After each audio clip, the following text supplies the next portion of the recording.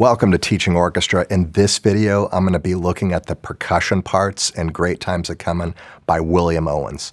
Now look, out of all the instruments, percussion is probably my weakest. When I'm learning a new score that has percussion in it, I sit down with a percussionist and I have them walk me through it.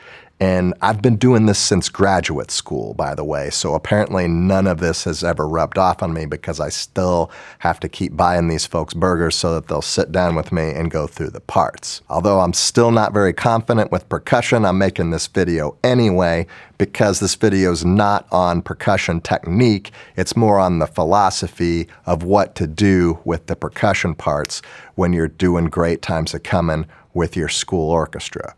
So the percussion parts, at the very least here, are very clearly marked.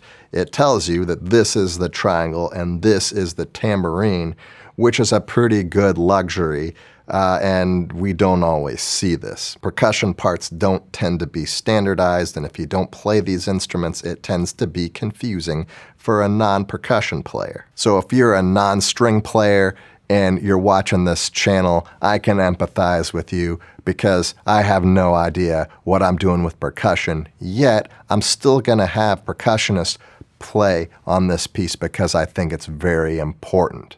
Now, here's a pro tip, and I'm not really a pro, I'm pretty much a noob, so I guess it's not a pro tip, it's just a tip. So here's a tip.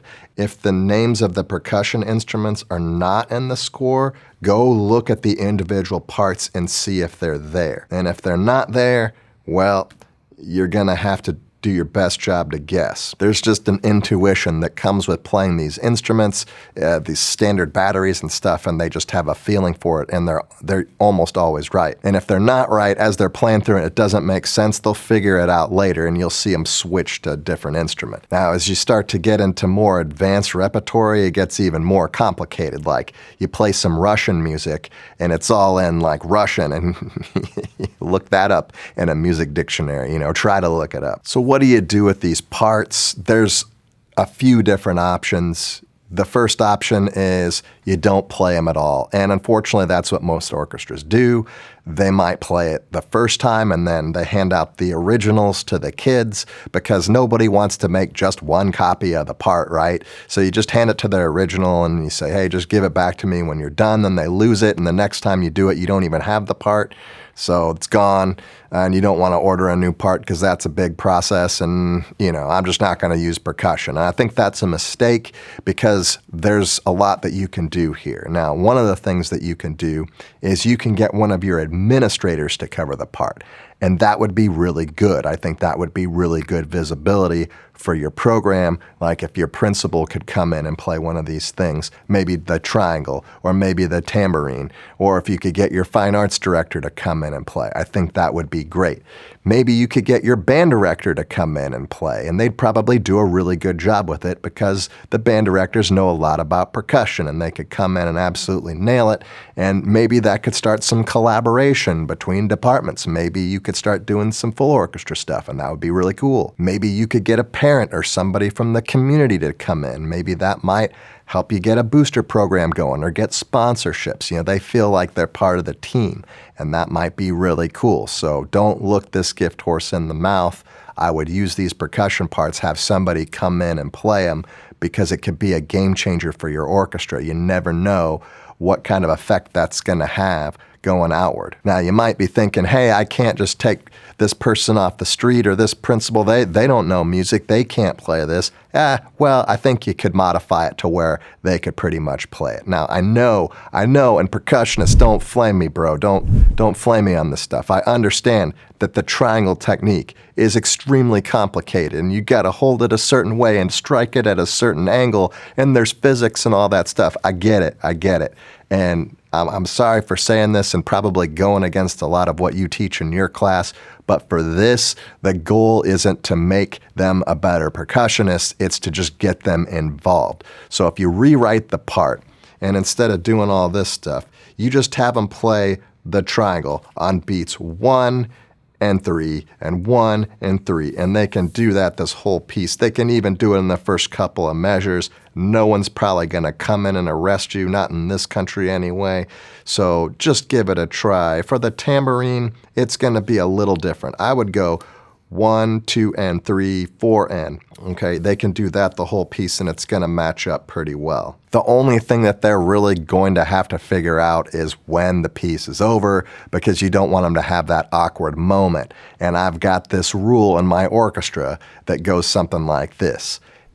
If the piece is over and you still have notes left, don't play them. All right, just leave those out. So when the piece is over, we don't want tambourines still continuing. It's going to be obvious that they made a mistake and it's going to be embarrassing, and you want this to be a positive experience. So what you can do is make the biggest, most grandiose gesture ever so that they're absolutely sure that the piece is over. There can be no mistake. So just have them watch you for the ending here and just make it super obvious that the piece is over. If they play on 4, not a huge deal. Just smile and thank them, and it's going to really help your program out. Another thing I want to mention here is in the B theme, which is here in 25. The piano part starts to get some independence. We have these rolled chords here, which don't really line up with what's happening in the orchestra. We've got this feature, this rhythm, it also doesn't line up with the rest of the orchestra.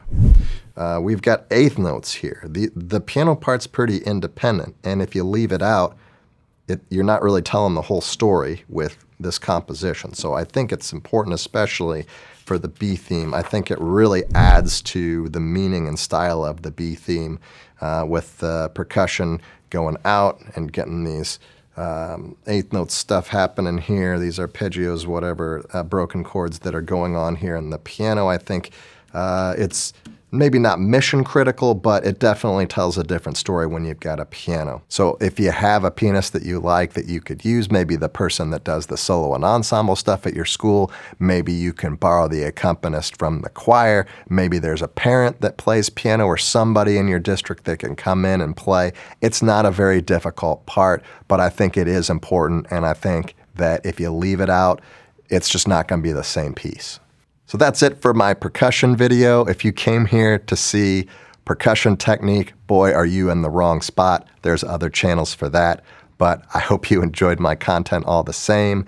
In my next video, I'm going to be going over common problems with great times at Comin, so I hope to see you then.